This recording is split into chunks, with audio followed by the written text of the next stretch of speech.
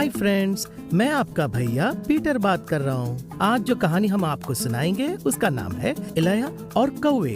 इलाया और कौवे। आज का वचन है, और सवेरे और सांझ को कौवे उनके पास रोटी और मांस लाया करते थे और वह नाले का पानी पिया करता था। एक राजा, अध्याय 17 वचन 6। चलिए कहानी के अंदर चलते हैं। फ्रेंड्स, एक आदमी का नाम था रामू। उसका एक बेटा था सामू, जो छोटा सा, प्यारा सा, नन्हा सा था। वे दोनों रोज बगीचे में घूमने जाया करते थे और बगीचे में कुकू कुकू कुकू कुकू ऐसे बहुत से चिड़िया वहाँ रहते हैं और उन पक्षियों को बहुत प्यार से खाना खिलाते हैं। और वो छोटा सा बच्चा बहुत ही आश्चर्य से और खुशी से उन चिड़ियों को खाते देखता है। फ्रेंड्स, आपने चिड़ियों को खाते देखा है क्या? उनके लिए खाना रखे हैं क्या? आपने चिड़ियों के साथ खेला है क्या? फ्रेंड्स, क्या आपको चिड़ियों ने खाना खिलाया है? आज हम जो स्टोरी सुनेंगे उसमें चिड़ियों ने एक आदमी को खाना खिलाया। चलिए अब इस इंटरेस्टिंग स्टोरी को हम सुनते हैं। इज़राइल के देश में एक बुरा राजा और एक बुरी रानी भी थी। उस बुरे राजा का नाम था आहाब और उस बुरी रानी का नाम था इज़बेल। उन्होंने वह सब गलत काम किया जिसे यीशु पसंद ही नहीं करते थे। उन्होंने पत्थर और मिट्टी से एक बड़ी मूर्ति बनाकर उस मूर्ति का पूजा किया। उस मूर्ति का नाम है बाहाल। और सिर्फ यही नहीं, उन्होंने देश के सारे लोगों को उस मूर्ति का पूजा करने के लिए कहा। फिर इस राजा ने कहा, इस देश के सभी सदस्य इस मूर्ति का ही पूजा करेगा, यीशु की पूजा नहीं करेंगे। इस मूर्ति का ही आज्ञाकारी बनना है, यीशु की बातों का आज्ञाकारी नहीं बनना है। अगर किसी ने राजा का आदेश नहीं सुना तो उनको दंड दिया जाएगा। इस तरह राजा ने आदेश दे दिया। तभी उस देश के इजरायली लोग सारे उस मूर्ति का पूजा करने लगे। सब लोग नाचने लगे, गाने लगे, झूमने लगे, जश्न मनाने लगे। जिंग जिंग जिंग जिंग जिंग जिंग जिंग जिंग कूद कूद कर इधर उधर दौड़ते हुए उसका पूजा करने लगे। उस देश में पाहान मूर्ति के लिए बहुत सारे मंदिर थे। उस मूर्ति की रखवाली के लिए अलग से लोग भी थे। और उन लोगों को किसने रखा था? आहाब राजा ने। उस मूर्ति की रखवाली के लिए और लोगों को पहाल के बारे में बताने के लिए उन लोगों को काम पे रखा था। उन रखवालों ने गांव के लोगों को एक खबर बताई। और वो खबर क्या था? देशवासियों सुनो सुनो, हमारे देश में सब कुछ कुशल मंगल हो, अच्छी बारिश हो और पानी की कोई कमी न हो और गांव में खुशहाली फैला रहे, हरियाली फैले। उसके लिए आपको पाहान को ही पूजना है। तभी पाहान हम पर बरसात बरसाएंगे और हमें पानी भी देंगे। इसीलिए सभी लोग पाहान को ही पूजें। इस तरह उन्होंने ये खबर बताई। लेकिन वो खबर झूठी खबर थी माय फ्रेंड्स। और पता है मैं इसे क्यों झूठ कह रहा हूँ? बरसात कौन लाता है? कौन हमें पानी देता है? और हमें भोजन कौन खिलाता है फ्रेंड्स? यीशु ही है ना।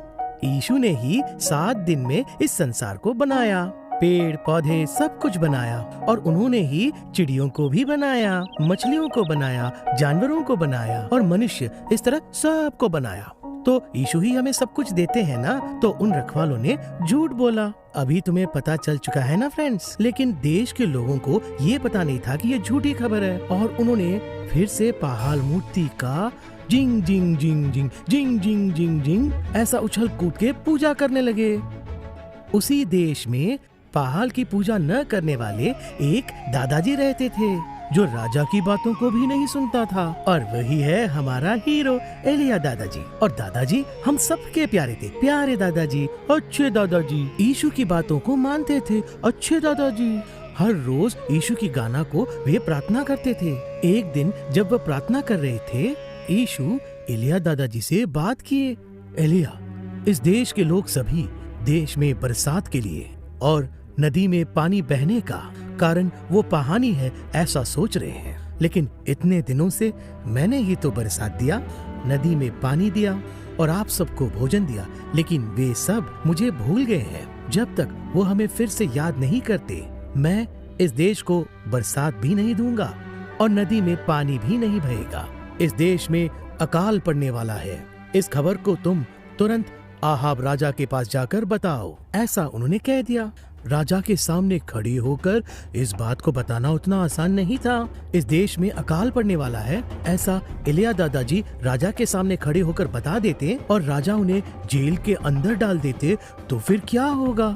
लेकिन दादाजी ने उसके बारे में बिल्कुल चिंता नहीं की। वे तुरंत उठकर वहाँ से राजा के महल की ओर चल दिए और वो बस चलते गए, तेजी से चलते गए और राजा के महल के अंदर चले गए और उनके सामने निडर होकर खड़े हो गए और राजा के सामने निडरता से उन्होंने बात की। आहा राजा, हमारे देश में अब बरसात भी नहीं होगी और नदी में पानी भी नहीं बहेगा। हमारे देश में बहुत बड़ा अकाल पड़ने वाला है। हमें बरसात देने वाला, पीने का पानी देने वाला यीशु को आप भूल गए। हमारे देश के सभी लोग फिर से जब तक ये नहीं सोचेंगे कि यीशु ही ने हमें बरसात दिया है, पीने के लिए पानी दिया है, तब तक यहाँ अकाल ही रहेगा। इस तरह निडरता से बात करके वह महल के बाहर आकर फिर से वही तेजी के साथ वे वापस चले आए और उसके बाद उस देश में अकाल पड़ने लगा। यीशु ने एलिया दादाजी को बुलाया। एलिया, इस अकाल के खत्म होने तक तुम इस देश के बाहर गेरित नदी के किनारे रहोगे। वहाँ तुम्हारे लिए पीने का पानी और खाने के लिए भोजन मैंने तैयार करके रखे हैं, ऐसा उन्होंने बताया। यीशु की बात को मानकर एलिया दादाजी उस नदी के किनारे जाकर रहे। जब उन्हें प्यास लगती थी तब वह उस नदी के किनारे जाकर नदी के पानी को घटक घटक कर पी जाते थे। फिर प्यास लगने पर भी घटक घटक पानी पी जाते थे। जब उन्हें भूख लगेगी तो उन्हें खाना चाहिए, भोजन चाहिए ना। पता है फ्रेंड्स, उनको भोजन किसने ला कर दिया? एक कौवे ने आकर उन्हें भोजन खिलाया। कौवा मतलब काला होता है और का का का का का का ऐसे ही पुकारती है ना। उसी कौवे ने एलिया दादाजी को भोजन खिलाया। फ्रेंड्स, एलिया दादाजी ने यीशु की बात मानी थी ना, इसीलिए यीशु ने ही उन कौवों को भेजा था। कौवे सुबह और शाम दोनों टाइम खाना देते थे और ये सिर्फ एक ही दिन नहीं, बहुत दिनों तक सुबह और शाम कौवा खाना देता था।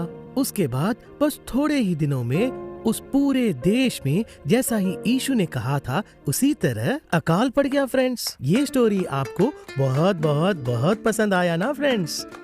फ्रेंड्स, इस कहानी से हमें ये बात सीखने को मिलता है कि एलिया दादाजी की तरह हम भी अगर यीशु की बात को माने तो पूरे देश में अकाल पड़ने पर भी, देश में खाना न होने पर भी हमें जो खाना चाहिए, जो पानी चाहिए, जो हमें ड्रेस चाहिए, रहने के लिए जगह चाहिए, ये सब हमें यीशु देंगे फ्रेंड्स, क्योंकि हम उनकी बातों को मानते हैं ना। और उसी तरह इससे हमें एक और पाठ सीखने को मिलता है। हमारे देश में हमें जो सब्जियां मिलती हैं, जो फल मिलती है, पेड़ पौधे, बरसात, सूरज की किरणें, ये सब हमें यीशु ही देते हैं फ्रेंड्स। इसे हमें कभी भी भूलना नहीं चाहिए। ओके फ्रेंड्स, एक और कहानी के साथ मैं आपसे फिर से मिलूंगा।